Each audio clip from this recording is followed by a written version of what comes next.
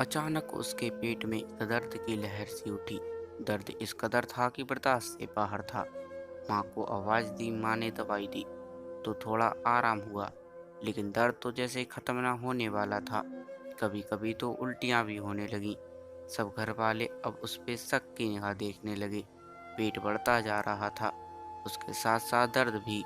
घर वालों ने तो सवालात भी शुरू कर दिए थे। कल मुही, ये तेरा पेट क्यों बढ़ रहा है, जबकि तेरे पति का तो अभी नामो निशान भी नहीं है। बता किसके साथ मुंह काला करवा के आई है। ये दर्द इतना तकलीफ वाला नहीं था जितना घर वालों का बेएतबार होना तकलीफ दे रहा था। आहिस्ता आहिस्ता सबने बात करना भी बंद कर दिया। कभी जो इकलौती बेटी, इकलौती बहन होने पर नाज उठाते थे, आज वह लोग बात करने भी गवारा नहीं कर रहे थे। माँ जो उनकी हल्की सी बीमारी पर तड़प होती थी, वह आज उसकी मृत्यु के लिए प्रार्थना कर रही थी। उसके लिए खाना पीना बंद कर दिया गया।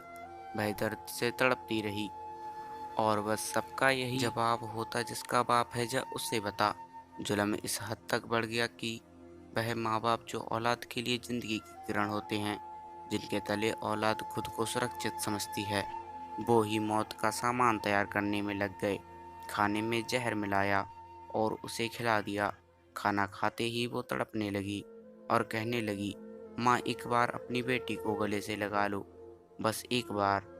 मैं ये दर्द सहन नहीं कर पा रही हूँ। शायद आपके आंचल की छाँव में ये दर्द दम तोड़ दे। पर माँ पर कोई असर ना हुआ। उसका रोना सुनकर आस पड़ोस के लोग भी आ गए। शर्म की वजह से माँ बाप के सर झुक गए। शर्म बेटी के तड़पने पर नहीं आ रही थी, बल्कि इज्जत के जाने पर आ रही थी। सबके कहने पर वह उसे हॉस्पिटल ले गए। ज्यादा गंभीर हालात में सारे टेस्ट किए गए। लड़के के माँ बाप कहाँ हैं? डॉक्टर ने पूछा और कहा, जरा आप मेरे साथ चलें। आप लोग देखने में पढ़े लिखे लग रहे हैं। आप लोग पढ़ लिख कर कद्र अनपढ़ गवार जैसे जानवर हो सकते हैं। आपकी बेटी के पेट में रसूली है जो बहुत हद तक बढ़ चुकी है। इसका इलाज तो किसी न किसी तरह हो जाता, लेकिन उसे जहर दिया गया है। आपने इतनी लापरवाही कैसे बरती? डॉक्टर बोल रहा था और इनके होश उड़ रहे थे, आंसू निकल रहे थे और आवाज साथ छोड़ गई थी। ऊपर वाले यह क्या पाप कर बैठे? जहर पूरे जिस्म में फैल चुका है। डॉक्टर ने कहा, फौरन ऑपरेशन करना होगा। हम पूरी कोशिश करेंगे, बस ऊपर वाले से प्रार्थना करें कि वह बच जाए, वरना शायद ऊपर वाला भी ये जुल्म ना माफ करे। ऑपरेशन थिएटर में ले जाते हुए माँ ने बेटी का चेहरा देखा, जो महीनों से देखना गवारा नहीं कर रही थी। उसके चेहरे पर जिंदगी की कोई उम्मीद नहीं थी और ना जीने की तमन्ना थी। उसके हाथों में अपना हाथ थामे वह उसे देख रही थी और कुछ कहने के लिए जुबान साथ नहीं दे रही थी। ऑपरेशन शुरू होने के कुछ पल पहले ही वो जिंदगी की बाजी हार गई और दुनिया को छोड़कर चली गई।